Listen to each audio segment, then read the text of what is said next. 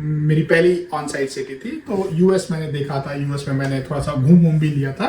तो मुझे लगता था कि सारे विदेश की सारी कंट्रीज ऐसे ही होती होंगी जैसा यूएस है, बाकी भी मतलब जो सिटीज़ है वो लगभग इसी के आसपास है। बस हमारा इंडिया ही ख़राब है। तो मैं बाहर आया तो मुझे मेरे एक फ्रेंड ने सजेस्ट किया कि कनाडा मत जा, वहाँ पे बहुत ठंड होती है, वेदर अच्छा नहीं रहता है। चलो उठाओ बेटे, लेट हो रहे हैं। Bye bye. आपका तो लाइट खराब हो जाएगा। Love you. जाओ दादा खुले रहे बता दीजिए। पापा पापा पापा पापा देखा तेनू ये क्या हो रहा है यार? What is happening? यहाँ पे बन रहा है। आजा प्लीज। ये बताओ, ये देख रहा है साउंड कर रही, मैं क्या बताता हूँ। मैं बबल ये बबल कुछ पता क्या करना है इसको? कैसे कुछ निकालना दो वो निकलेगा नहीं है, वो अंदर घुस गया है। दो मैं करूं। हाँ, वो तो अंदर चला गया है, टूट गया है। That will not come out. ये तो अंदर देखो चला गया है। ये देखिए, तो इसका जो हुक जो है, हुक जो डंडी थी पकड़ के निकालने वाला, वो इधर था, वो टूट गया है। अब ये निकलेगा नहीं बबल बेटा, इसको फोड़ना पड़ेगा, इसको फोड़ना पड़ेगा। नहीं हाँ, फोड़ने तो अब दूसरा बबल है ना आपके पास, उससे बहुत सारा बबल है, उसको वही चाहिए। क्यों पकौड़ी बना दियो यार? तो क्या बनाए, कोई ऑप्शन नहीं था मेरे पास। हम सोचे बेसन को खत्म करना है। और मान लो तेल खत्म हो गया, तेल तो खत्म हो ही जाएगा, तो नया ना के लेके आना पड़ेगा। सैटरडे को लेके तो आना ही पड़ेगा, नहीं चल और वो पाएगा। पूरा यूज भी नहीं हो पाएगा, 3-4 दिन और बचे हैं। हम तो तेल का क्या करें, क्या छोटा करें? छोटा नहीं मिलता है यहाँ पे, हाँ? छोटा। नहीं, वो 1 लीटर वाला 1 ही लीटर है, आधा लीटर का। लो, सबसे पहले आद्या को व्हाट अबाउट मी? देंगे। Aadya, are you happy to eat pakoras? No pakora okay, लो बेटा।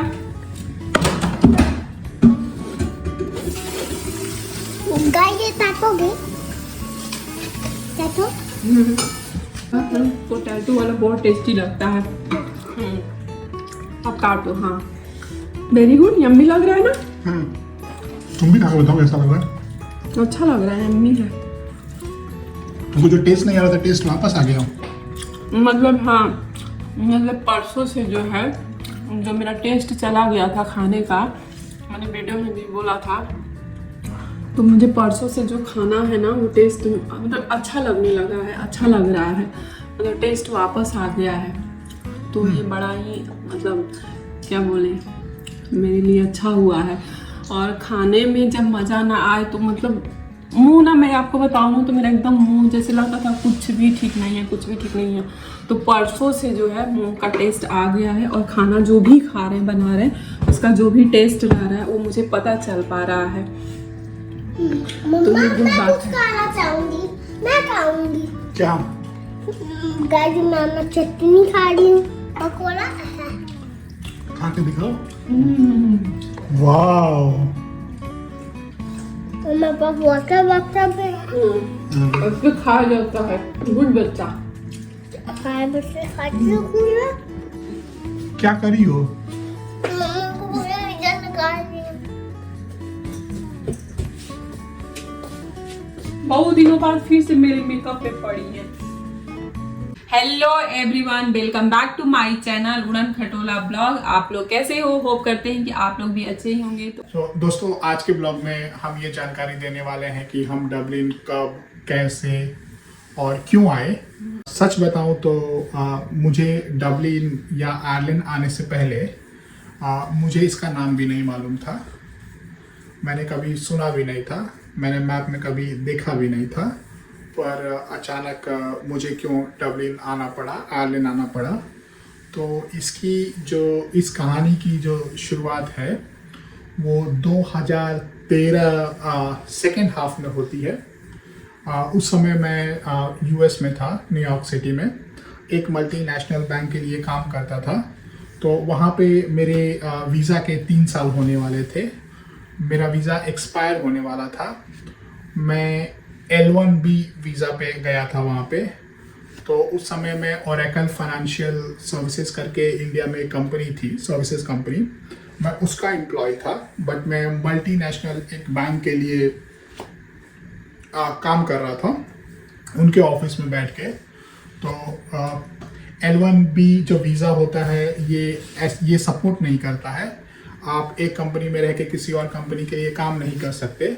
तो उस वीज़ा के एक्सटेंशन में कुछ लीगल अड़चन आ रही थी। वहाँ का जो मेरा मैनेजर था उसने मुझे अपने ऑफिस में बुलाया और बोला कि जो तुम्हारा वीज़ा है वो हम एक्सटेंड, जो तुम्हारी कंपनी है उसको वो एक्सटेंड नहीं कर पाएगी। तो तुम एक काम करो, मैंने ऑलरेडी जो तुम्हारी कंपनी का जो मैनेजर है जो इंडिया में है, सीनियर मैनेजर्स, मैंने ऑलरेडी उनसे बात कर लिया है and they agree to send you to Canada.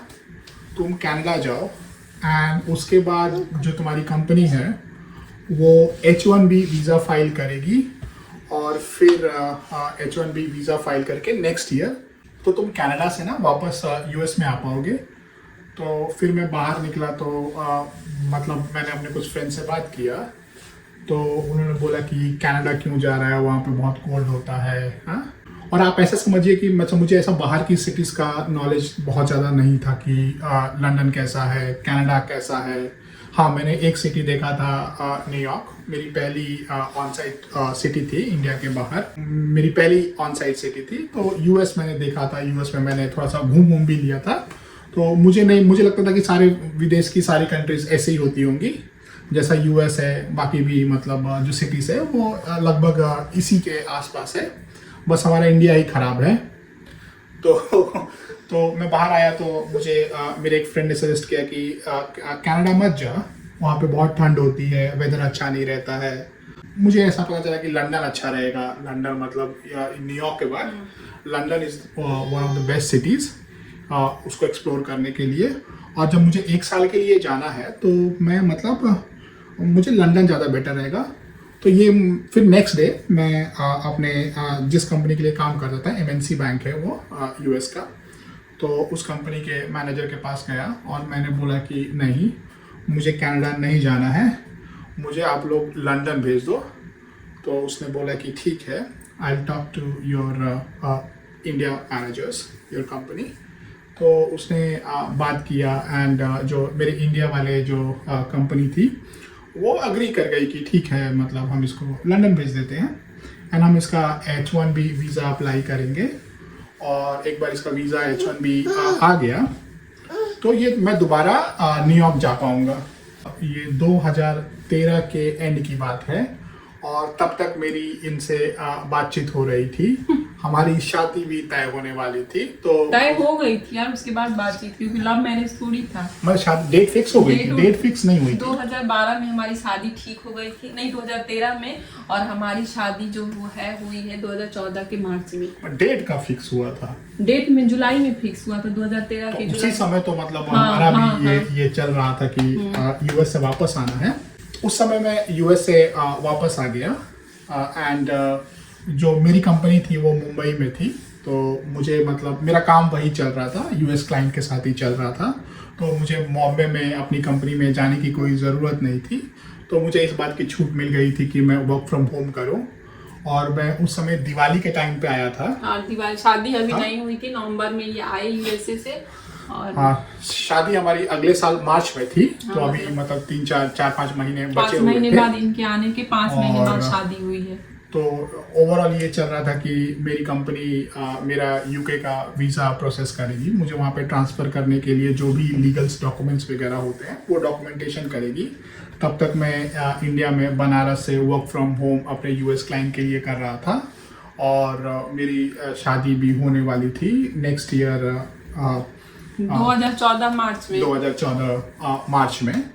तो अच्छा टाइम था, वर्क फ्रॉम होम चल रहा था। बट एक चीज़ थी कि जो मेरी सैलरी थी जो मुझे यूएस में मिलती थी वो सैलरी कट डाउन होके इंडिया की salary में इंडियन गई। सैलरी में आ गई थी, जो काफ़ी डिफरेंस था, जो मुझे पसंद नहीं आ रहा था। तो मैं मतलब उस ऑप्शन के लिए मुझे ऑड सा लग रहा था, क्योंकि एक साथ इतने पैसे कमा रहे हो और मतलब अच्छा लग रहा है, आप यूएस में हो, न्यूयॉर्क में हो, पैसा भी आ रहा है, पैसा बच भी रहा है, आप उस इंजॉय भी कर रहे हो, तो मतलब ओवरऑल लाइफ अच्छी थी। और अभी आपकी शादी होने वाली है और अचानक आप इंडिया में आ जाओ, राइट, और फिर सैलरी भी थोड़ा बहुत कट डाउन हो जाए। तो मुझे भी यूके जाने की जल्दी थी, पर प्रोसेस में इन लोगों ने बोला कि थोड़ा टाइम लगेगा, 3-4-5 महीने लग जाएंगे।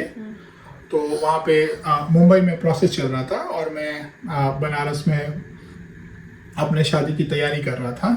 जो प्रोसेस था वो जनवरी एंड वगैरह में, या फिर जनवरी में जाके कंक्लूड हो गया, मेरा वीज़ा वगैरह सब रेडी हो गया। पर मैंने बोला कि मैं यूके और लंदन बेसिकली मैं शादी के बाद जाऊंगा, मार्च के बाद जाऊंगा, क्योंकि अभी जाके फिर 10-15 दिन में वापस आओ तो कुछ मतलब लॉजिक बन नहीं रहा था। तो 2014 में मेरी शादी होती है, उसके 2-3 हफ्ते बाद मैं यूके लंदन के लिए निकल जाता हूँ। और मुझे अकेला जाना पड़ता है क्योंकि इनके पास उस समय पासपोर्ट नहीं था। तो आगे की जो कहानी है कि यूके टू डबलिन कैसे आना पड़ा मुझे, कि कैसे मैं धोखे में आ गया, मुझे कैसे मैंने यहाँ पे फंस गया, ये वाला पार्ट मैं आपको कल के ब्लॉग में बताऊंगा या नेक्स्ट ब्लॉग में बताऊंगा, क्योंकि मैं जो ब्लॉग जो है वो केवल 10 मिनट्स ही रखना चाहता हूँ, 11 मिनट ही रखना चाहता हूँ, उसको ज़्यादा बड़ा नहीं करना चाहता हूँ। So please come back tomorrow just to know that how I got stuck in this city of Dublin in Ireland.